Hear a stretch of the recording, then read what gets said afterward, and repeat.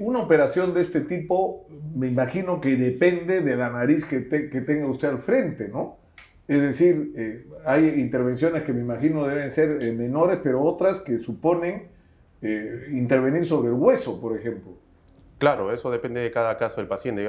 Algunas veces que hay que fracturar los huesos para modificar la forma de la nariz, eso en los casos que tienen el dorso muy prominente.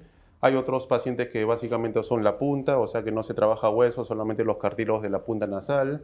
Hay otros que requieren alas nasales y hay otros también, como lo dije anteriormente, que también requieren corrección de la parte respiratoria. Y en ese caso ya se interviene en conjunto con un médico otorrino para que entre los dos corregir tanto la parte funcional como la parte estética.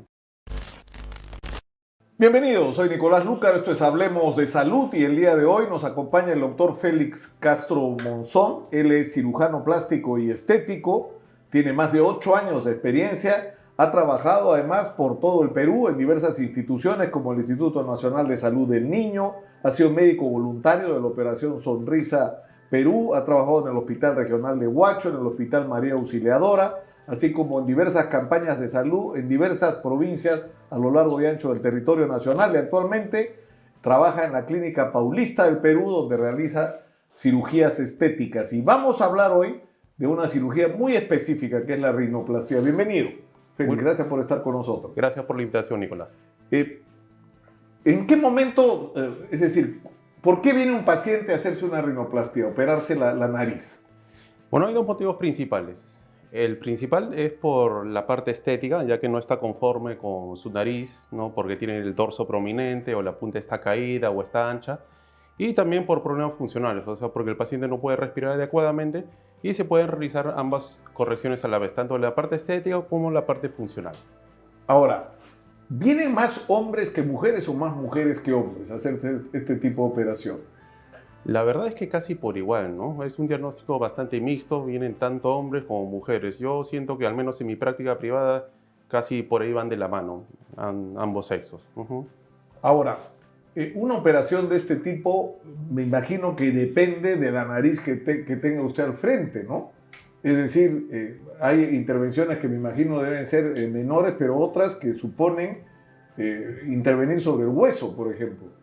Claro, eso depende de cada caso del paciente. Algunas veces que hay que fracturar los huesos para modificar la forma de la nariz, eso en los casos que tienen el dorso muy prominente. Hay otros pacientes que básicamente son la punta, o sea que no se trabaja hueso, solamente los cartílagos de la punta nasal. Hay otros que requieren alas nasales y hay otros también, como lo dije anteriormente, que también requieren corrección de la parte respiratoria. Y en ese caso ya se interviene en conjunto con un médico otorrino para que entre los dos corregir tanto la parte funcional como la parte estética. Ahora, yo me imagino que usted le debe haber tocado en su experiencia, doctor, operar a una persona, por ejemplo, que ha tenido un accidente de tránsito, ¿no? Y se ha golpeado severamente la nariz. Y eso es ya no solamente un tema estético, es un tema de reconstrucción, ¿no? Claro, también hay pacientes que vienen por unas rinoplastías debido a traumatismos, ya sea por accidente de tránsito, por caídas, por golpes, por X motivos, que generalmente tienen un componente respiratorio asociado. O sea, hay que corregir la parte funcional, ya que la mayoría de casos son los tabiques están bien desviados, entonces hay que alinearlos para corregirlos y que ya tenga rehabilitado tanto la parte estética como la parte funcional. Ujú. Ahora, una operación, una rinoplastia, me imagino que depende, como usted ha escrito, del tipo, ¿no? Si es corregir la punta o si es intervenir sobre el hueso va a suponer, digamos, mayor tiempo, pero ¿es anestesia total?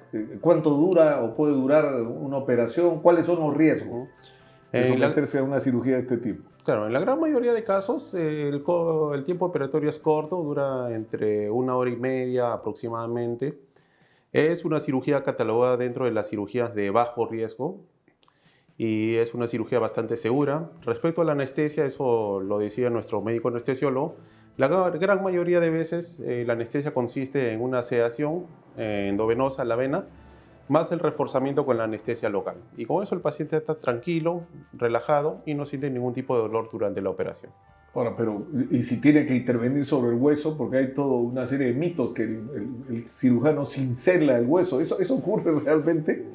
Claro, en ciertos casos sí hay que fracturar los huesos, ¿no? Pero ahí para eso está nuestro médico anestesiólogo que se encarga de controlar toda la parte del dolor y con eso ya no, el paciente no siente ningún tipo de dolor ni recuerdos de haber vivido esa experiencia durante la operación. ¿Y el tiempo de recuperación cuál es? Bueno, al principio siempre, como toda operación, va a conllevar un proceso inflamatorio que dura aproximadamente unos 3 a 4 días. Después de eso ya viene la recuperación, una recuperación lenta, progresiva. Para una recuperación ya un 50%, es decir, para que bajen considerablemente ya la hinchazón inicial, requiere unas 2 semanas en promedio. Y para ya hacer una vida ya casi normal, como ir a la playa, hacer deportes, ejercicios físicos, usar lentes, todas esas actividades, es a los 2 meses en promedio. O sea, a los 2 meses uno ya puede continuar con su vida normal como si nunca lo hubieran operado. Claro, de todas maneras va a haber siempre una inflamación residual, que eso sí a veces demora muchos meses más en bajar por completo, pero ya a los 2 meses ya, como ya lo dije, puede hacer prácticamente toda su vida normal. Ahora, ¿cómo hacen, doctor? Es una cosa que siempre me ha llamado la atención, sobre todo porque, digamos, uno se encuentra de todo en el camino, ¿no? Pero yo entiendo que usted es un cultor también de la excelencia en su trabajo, ¿no? Pero ¿cómo hacen ustedes para que prácticamente no quede cicatriz después de una operación de esta naturaleza? Justamente la técnica que yo hago es la técnica cerrada. A diferencia de otros colegas que utilizan la técnica abierta, que hay que hacer un corte por fuera y poner unos puntos, la técnica que yo utilizo es la cerrada, en la cual los cortes van por dentro de las fosas nasales, ¿no? Y por ahí se despega la piel de los cartílagos y ya se comienza a trabajar de un orificio nasal, después del otro, y así después de la operación todos los puntos van por dentro de las fosas nasales y no queda por fuera ningún O sea, estigma. la ningún cicatriz corte. va por dentro, como dicen, como Por la dentro de las posición. fosas nasales, ajá, en la técnica cerrada, que es la que yo hago. Ahora, ¿le ha pasado a usted que tiene un paciente que viene a operarse, se mira y no se gusta, no le gustó y quiere cambiar su aspecto o verse mejor? Claro, sí, hay algunos pacientes también, ¿no? Entonces ahí hay bastantes posibilidades, hay que conversar para ver cuál es la mejor solución de acuerdo a su caso. Ahora, el tema de las edades, hay en este caso también rangos de edades de gente es decir, Claro. ¿qué edades es donde más comúnmente los pacientes solicitan este tipo de intervención? Claro, sobre todo los pacientes jóvenes, ¿no? Son los que más solicitan este tipo de intervención, ¿no? Incluso hasta menores de edad, ¿no? La edad mínima recomendada para señoritas, para damas, es de los 14 años en adelante. Y para varones, de los 16 para arriba. ¿Y esto por qué? Porque a esa edad, justo tanto en 14 años en mujeres y 16 años en varones, alcanzan el 80% de su desarrollo. Entonces el 20% que queda por desarrollar no va a hacer mayor diferencia en ya la apariencia de la nariz.